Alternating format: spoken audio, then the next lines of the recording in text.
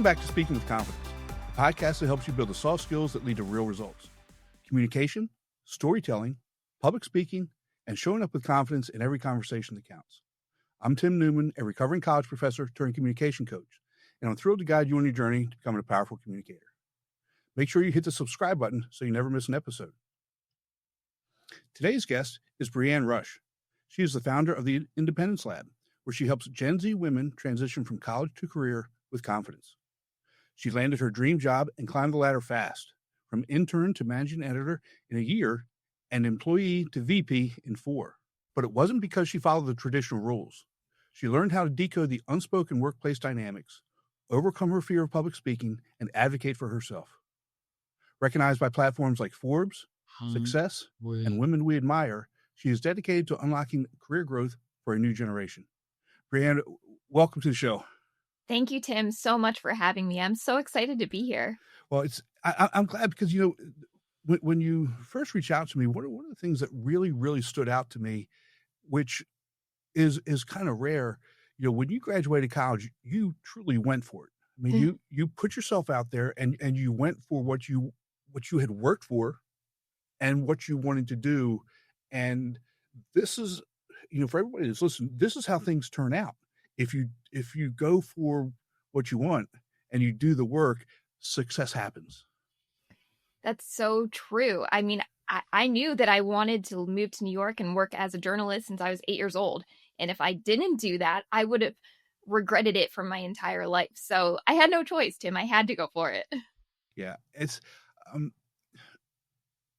why New York though? Because, obviously what you were doing, in media and those types of things, but why New York? Was part of it to truly get away and immerse yourself in your career and in the culture of what you wanted to do? And what did you learn from that overall experience of truly immersing yourself in what you were doing? So when I say journalist, I am a trained journalist. Mm-hmm. However, I wasn't like the hardcore news. I wasn't interested in writing about breaking news in politics or the murder down the street. Like Right. I wanted more so to do the human interest stuff. And I also was a competitive dancer. So these elements of my life kind of came together. This idea of writing, this idea of dance, theater, performance, it all seemed to blossom in New York. That seemed to be like the mecca of all of the things that I was interested in. And I had visited a couple times, growing up, especially in high school, and I just felt that energy in my bones. So I just knew that was like the place for me.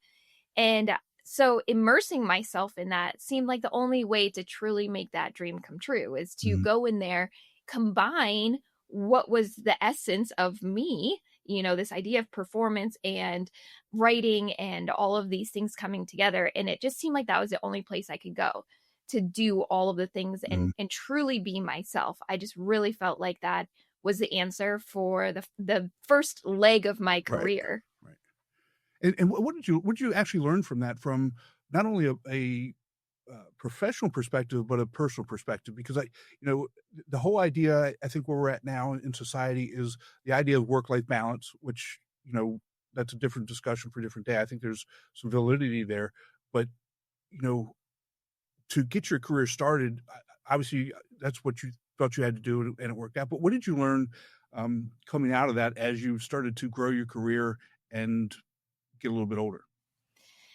There's so much learning there. And I won't say that I didn't enjoy it. I worked really hard. In fact, I remember my boss coming over to my desk at 7 p.m. and being like, "What are you doing? Go home." I worked hard. I really did put in the effort.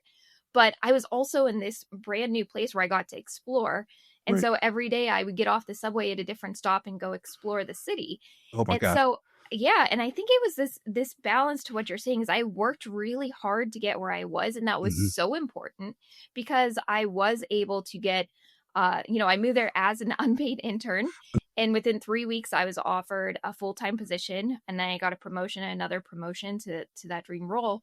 And so that hard work, I went there not knowing anybody. And so that was a huge lesson for me right there, is when you put yourself in the right places and you work really hard and you do the things that you're really passionate about, you can move up. You don't have to necessarily know the right people, or you can start at the bottom and make your way to the top if you work really hard. But I also developed a lot of friendships and got really close with the people in that office and developed this love for this city. And so the other side of that was to really be in the moment. And I actually wrote about this in one of my posts. Is I part of my job was actually going to Broadway shows. Like, how lucky am I? Oh my God. And yeah, and Yeah. so one night I'm walking home, and it happens to be this path, from the Broadway theater to my apartment through Times Square. And yes, there's this negative connotation of Times Square and tourists. I get it. But like, I'm living my life, Mhm. my best life, walking from Broadway to my apartment in New York City through Times Square. And I just stopped and I looked around and I was like, holy moly, this is my life. And I just soaked it in. And this was before smartphones. So I didn't take a video with my phone or anything. I literally just absorbed it. And that has been a huge lesson in my life, is to actually absorb and Yeah. enjoy the moments. And I'm so thankful for that. But as far as like career goes, as far as putting yourself out there goes, it just taught me that you have to do it. You got to go Yeah. for it. There's no choice. Yeah, I love that for you, and I love that the whole idea that you were living in the moment and, didn't pull out the phone and take pictures and those other types of things, and I think that's a big difference in generations too, because, um, I I I don't that's not my first go-to, is to pull out my phone and take a picture or take a video, and people say, "Well, why didn't you take a picture?" I say, that thought never crossed my mind. I was just there. I was just experiencing whatever it was, Mhm. um, and now we have to document everything. But I gotta tell you, when you just said that you got off a different subway stop every night, my dad vibes kicked in. I was like, "Oh my god, that would have driven me nuts as your father." No, no, you get on. This is where you go. You stop. You go from your office to home. You don't make any stops in between. Um, I don't know if you heard me go gasp, because I thought, "Oh my god." That's just me as a dad. But anyway, I love that you did that, because it's so important, and we have to, if we're ever going to get anywhere in life, we have to take chances. We have to put Mhm. in the work, and we have to actually do the thing, whatever that thing is for each individual. Uh, Yep. and if we don't, there's going to be regrets down the line. So let's fast forward a little bit in your career now. As again, I got tears coming down my face. I'm so happy for you. It's sorry, I'm so sorry. it's allergies, and Yep. it really is. My kids say, when because I am an emotional person, and especially with my kids, and something emotional going on, I just tell them I'm sweating. My eyes are sweating. It's hot in here. Mm. But anyway, let's fast forward to your current career. The Yep. position that you're in, you tend to be interviewing and hiring a lot of people. Mhm. Um, what are you seeing in this process, and how has that changed over the course of your career, from the time, you know, from you being an intern, being on that side of the table, to where you're at now?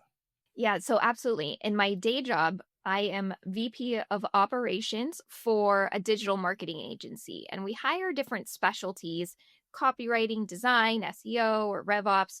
And I get to talk to all these people. And when they apply, when they upload their resume and their cover letter, our AI on the background now can tell us, they match 60% or 70% or 100% of your job description. And in my position, what I would love to see, a better combination for a hire, in my opinion, is somebody that matches 60, 70, 80%. But when you talk to them, they have so much passion, they Yeah. have so much curiosity. It's coming through that they are a self learner and want to grow into this role, versus somebody who matches 95 or 100% and they just don't have that drive, that curiosity to want to learn and grow. So the first combination is much more desirable on the employer's Mhm. end, in my opinion, than the other side. And what that breaks down to me to mean is that your hard skills are important, of course, but it's those soft skills that are maybe sometimes even more important. Yeah. And what I like to say is that confidence and curiosity is going to outrank your credentials, especially in these first time roles coming out of college or early in your career. And so it's so important to let that shine in your resume. Show how you have started doing these different programs or learning Hmm. certifications on your own, not necessarily even through school, just something that you've decided to do. In your cover letter, let your voice shine through. Don't like make it sound like a robot, because man, anybody can have a robot write their cover letter Right. now these days. And then, in that interview, make sure people know you love to learn. You are curious about things. You are willing to put in the extra effort to learn and to grow. Yeah. And I'm glad you said that. AI is it's a great tool. It really It, is. And the more that I'm using it, the more that I'm learning about it, it it really is a good tool, and it's making some things very, very easy. But on the back end, because it's very, very easy to take a job description, pop it into Chat GPT, and give it a really good prompt to tell you to write a really good cover letter for that job description. But the fact of the matter is, you can shoot that off to you, and then you and I are going to talk about it, and that cover letter is not going to match what's coming out of my mouth. exactly. And there's some clues now where people are starting to say, oh, that must be written by AI. And you don't want that. That's the Right. exact wrong thing to have happen. Right. So if you can use it as, say, an editor or something to bounce your ideas off of, something to amplify your work, your strategy, your thoughts, it's a great tool. And if you're Yeah. not using it for that, you're probably behind. But if you let it do your strategy or your thinking for you, if you let it be your voice, you've already lost. Yeah. Yeah. And to follow that up, that when you talk about being curious and being proactive, Mhm. that's going to shine through too, because if that's doing that, you're number one, you're not being curious at all, and you're not being proactive. You're not showing that enthusiasm to do the work, to comes back to doing the thing, whatever that thing is for anybody, right? To get ahead, to be good at what you do actually do, and that's just going to people are going to see through that real easy. That's what I think, from my perspective, is so hard, to get younger people to understand. It's real obvious when you're not being authentic. It's real obvious. It comes through really, really quick. Yeah. And I'm so glad you used the word proactive, because every employer wants somebody who is proactive. They would much rather hire somebody that is, in that mid range of hard skills, but is proactive Yeah. and will learn, versus somebody who's just going to come in and check off some, their to do list and go home, it, even if they're working from home. But like that proactiveness is Mhm. such a key factor in hiring. So how do you show? How would you suggest Gen Z shows that they're proactive? I'm glad we're getting there, because I think in the interview, we're speaking with confidence here, and Hmm. that's such a big place, in your life where you are speaking and you need to have confidence, but it is so easy to be nervous. It is so easy to lose yourself in during those interviews and lose that confidence. And so the biggest thing that you can do to actually show up confidently and show that you are curious and proactive during those interviews is to prepare stories that align with the job description Yeah. bullet points. So, what do I mean by that? I mean, print out that job description that you're going to apply for. And for each one of those bullets of their responsibilities, think about a time in your past where you can tell a story about how you actually did Yeah. that. So, in my case, I'm talking a lot about, people who are just graduating from college. They probably did not have a full-time job prior to this that they can pull from. However, you may have a part-time job. You may be bagging groceries. You may be doing volunteer work. You may be the head of your newspaper at your college or part of clubs. You may just babysit your siblings. Whatever it is, Hmm. you have something that you can pull from to showcase that. And the best way to show that you are proactive and curious and actually be remembered during those interviews is to tell a story. So, if the job description says you must be organized, don't just say, I'm organized, I'm a type A person. tell the story about how you are the editor of the newspaper and everything, collapsed during COVID. And so you had to reorganize everything. Tell whatever that story is, tell it. And that will be remembered in a way that's much more impactful than just saying I'm X, Y, and Z. Those adjectives aren't going to mean a whole lot to them. Right. And just using that example, if you think about it, and talk about organization, what the person on the other side of the table can deduce from that is, wow, this person cannot organize things, but they can organize their thoughts in a complete thought, rational sentence that makes sense. That is really kind of what we need and what we're lacking in for a person in this role. That checks off checks off another box that you don't even know that you're checking off yet. Yes. Those emotional intelligence skills are so, so important, Tim. It's unbelievable how you can be so valuable in your hard skills, but if you can't talk about it, if you can't communicate the value of those skills and what you're doing on a daily basis, it's not going to come through your interview. If you happen to get the job, it's not going to come through in a way where you're going to be on everybody's minds for promotions or raises. You have to be able to communicate in a way that is going to showcase the value of what you and your team is working on. Yeah. And so let's take that and take another step backwards now. Okay. You advance really quickly in your career. Okay. What do you attribute that to, and how can we relate that to Gen Z today going through the same type of career progression that you went through? Because again, you're highly motivated. You're in this dream job space, and yes, you moved up one really quick, but you did some very intentional things that it wouldn't really matter where you're at, that you could put these things into place. So what were they? Yes. And so obviously it is to develop your core skills, right? You want to keep learning in those things. That goes without being said. But what you should also be focusing on is improving what I'm referring to as emotional intelligence skills or soft skills. And this is the perfect place, speaking with confidence, because that is one core pillar of it, is being able to communicate well. But that's what I did, is I really focused on a couple areas. One was self-awareness. So when I fumble or get nervous, I need to really understand what that means. What is it that made me nervous? What is it that made me kind of stumble in that case? And how do I fix that for next time? So I like to tell this story of how I completely bombed my very first interview that ended up landing me that New York internship we talked about. But it was my first interview. I really didn't know how to prepare for it very well. And the person asked me a question and I did not have an answer. My head went blank and I started to panic.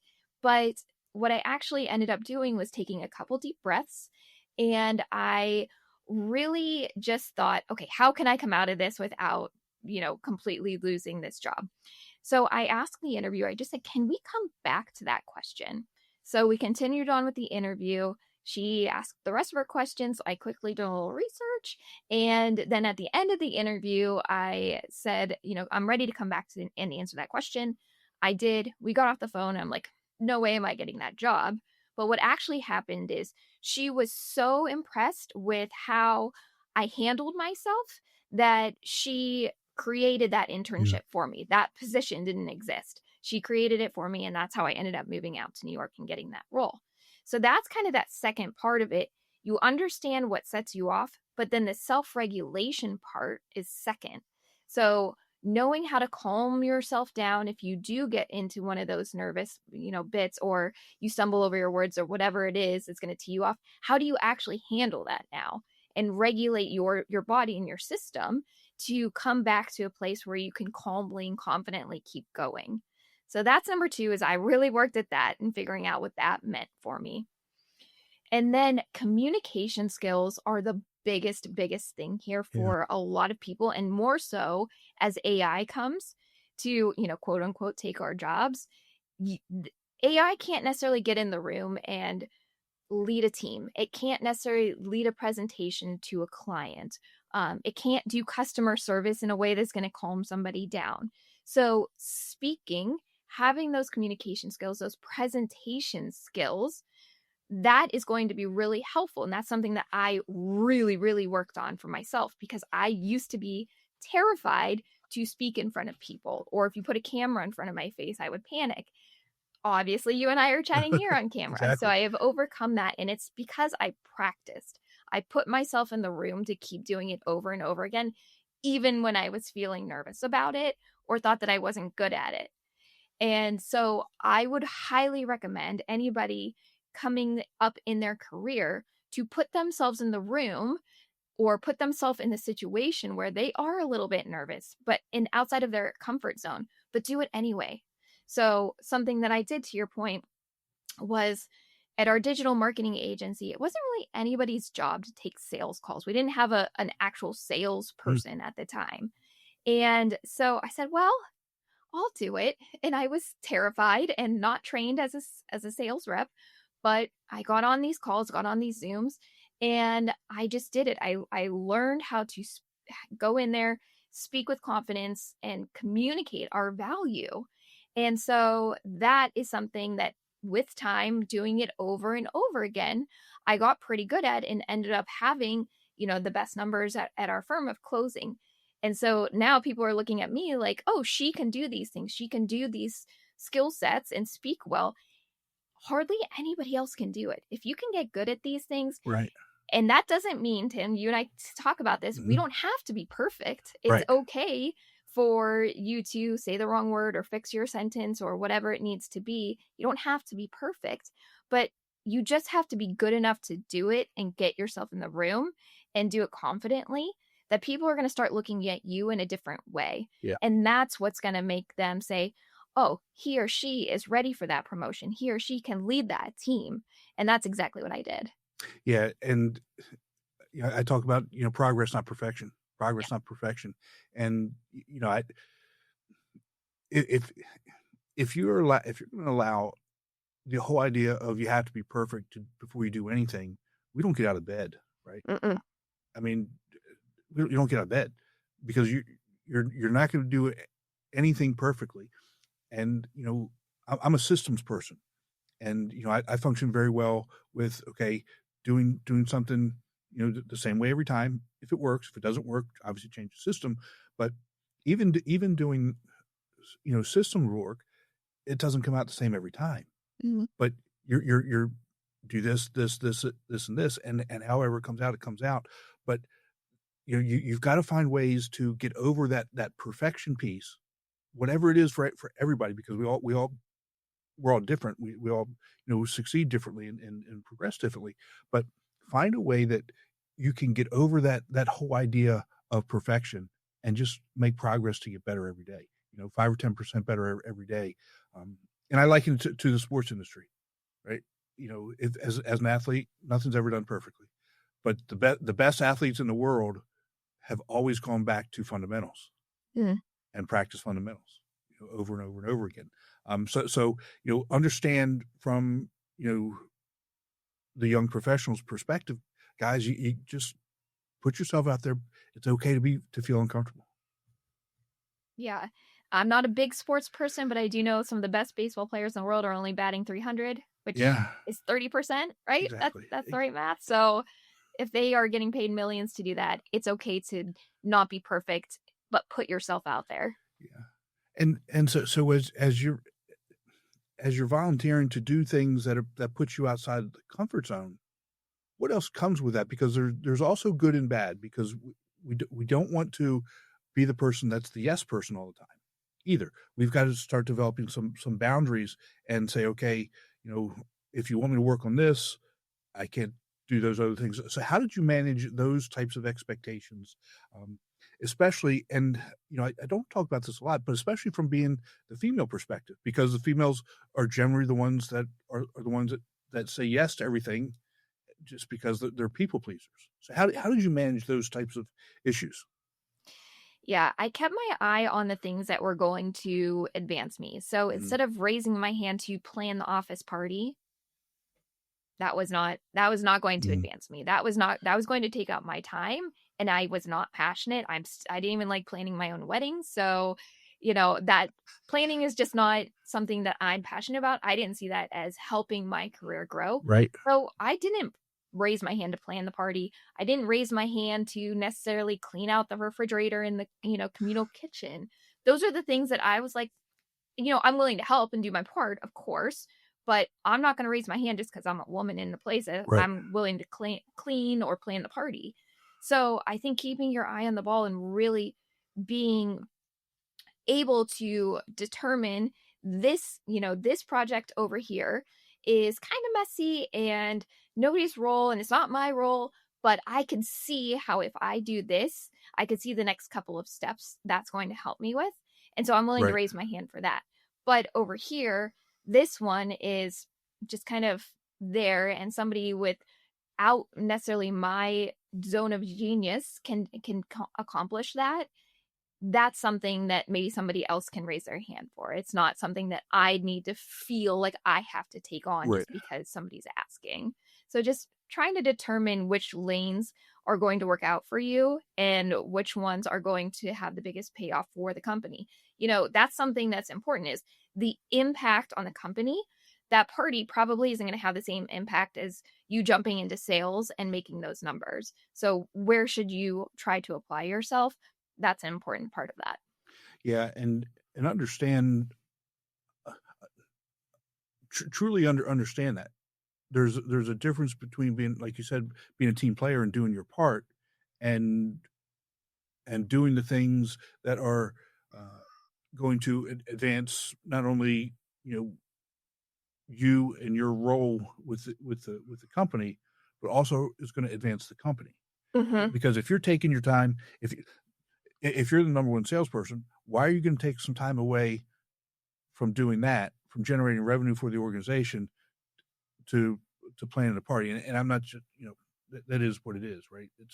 Those things are important as well, but from the big picture, I need to be focusing my time over here. I need to make sure that we're intentional with what we want, and be able to have intentional conversations with supervisors about these types of things. Because there's a right way and a wrong way to have difficult conversations. Yeah. As well. Yeah, you're right. And you still have to be somebody that people want to work with. Like, I wasn't leaving dirty dishes in the sink. That's Correct. not what I mean by this. Right. I just mean that, using let's say you've done all this work to build up your communication skills and you're really good at that. Your boss, your company, they would rather you utilize that in a way to impact the bottom line. Somebody who's really good at team building, they should be in their zone of genius for that party. Right. So just understanding your strengths and their strengths and how that should work. Yeah, but then again, it gets back to something that you and I talked about before as well. Knowing who you are as an individual. Mm-hmm. You have to truly understand who you are, and what you're good at, what you need to work on. Your value system, what makes you tick, all those types of things. You have to know that going into it, and in your current role, where do you think we are from the younger generations in knowing who they are as individuals? Where do you think we are in that stage? I actually think that the younger generation's probably doing better than we are in that instance. Okay. That's my opinion. This is kind of a silly thing, but watching some of these reality TV shows, these younger people are asking, well, what's your love language? I would have never asked that, when I was dating. I would have never asked that. And so I think that they are taking the time to really evaluate who they are. They are meditating more. I have done an interview with this young man named Jack Wagner. He is we had this whole conversation about how it used to be kind of like this woo-woo. People will look at you silly if you said you meditate.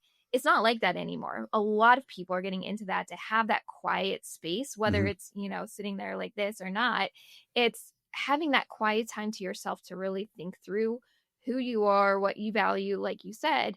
And I think people are beginning to be a lot more in tune with that. So, they're asking about love languages, they are meditating, and I'm reading all the time that Gen Z is saying they don't actually want those mid-manager jobs anymore because it's just not worth the trade-off to their mental health or their social health. Mhm. And so I really do think in my time when I was coming through my career, it was just go, go, go, hustle, hustle, Mhm. hustle, get to the top as fast as you can. And I don't necessarily think that people are saying that's the only path anymore. Right. So in my opinion, that might be a hot take, but I do think Gen Z's taking the time to know themselves a little bit more. Well, number one, I think if that's, I think it's great. Whether I think it's right or not. I mean, if that's what you're seeing, I think Yeah. that's awesome. I think it's great. And I think they're, as they get older, just like anything else, we talked about how, you got to a point where, okay, what's the next step in my life? What's the next professional step? What's the next step in my personal life? And I think, you know, um, really my generation and the generation before me, there was no next step. This is what you were going to do, and that's what you were going to do. Yep. Right. So people in my generation are starting to have, second and third professional lives. Mhm. And, as the younger generations start coming up, they're my guess is they're going to see, okay, this is where I was in this season of my life.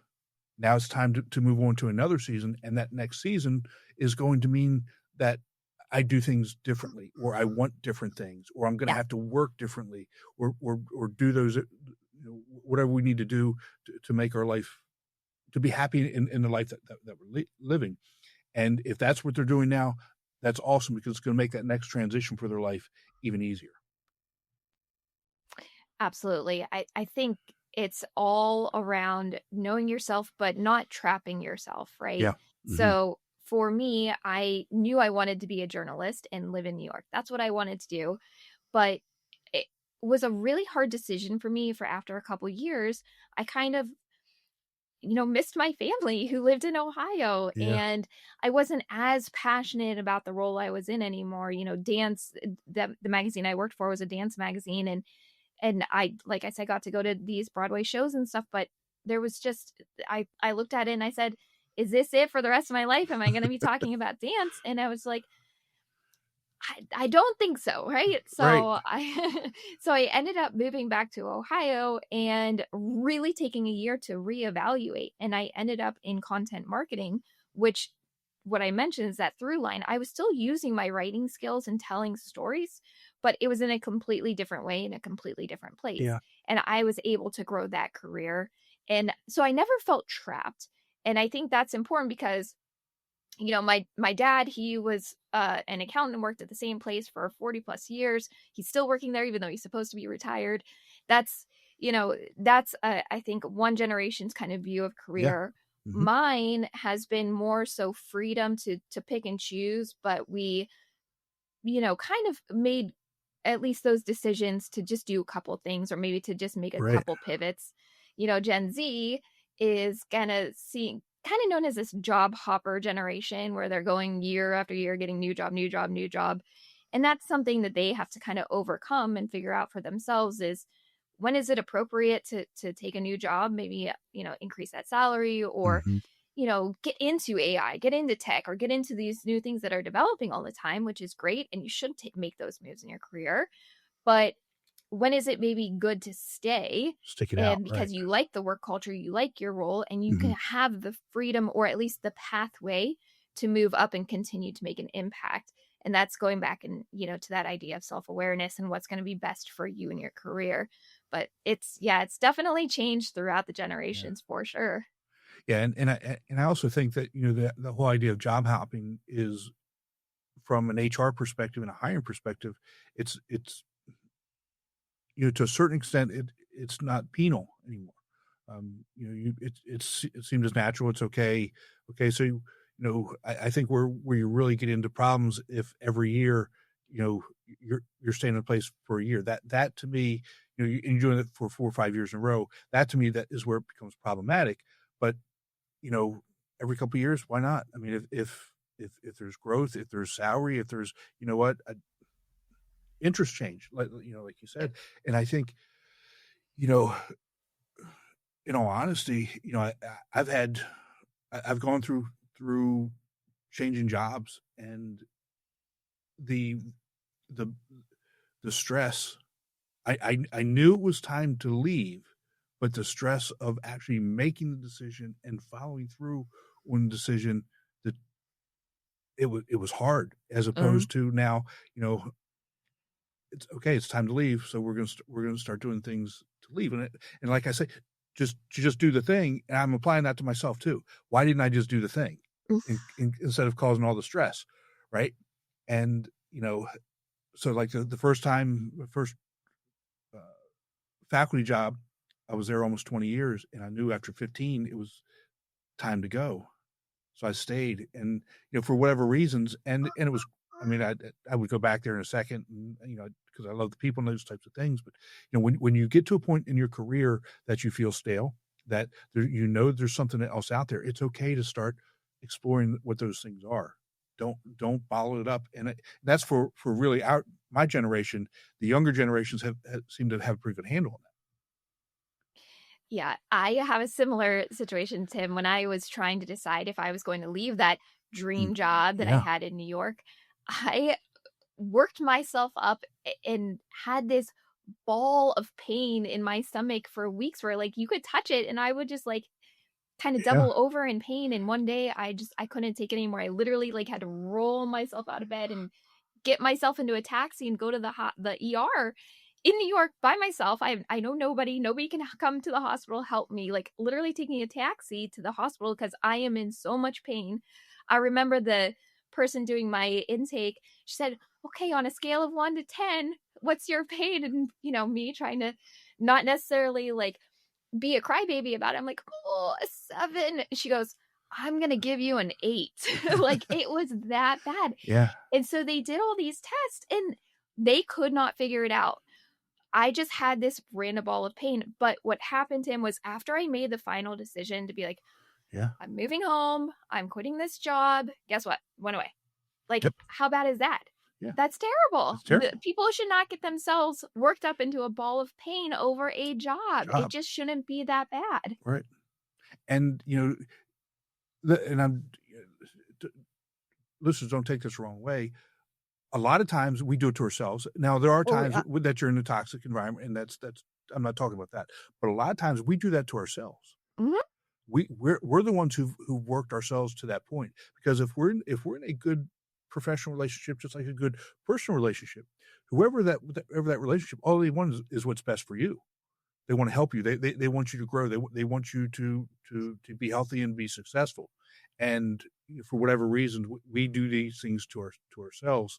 And um, Yeah. it's okay to be able to have those conversations. Like, again, having tough conversations with your supervisor, no different than Mhm. having a tough conversation with your family, your friends, your significant others, whatever that is. And all they want is what's best for you. But again, take out the whole toxic environment thing. That's I'm not talking about that.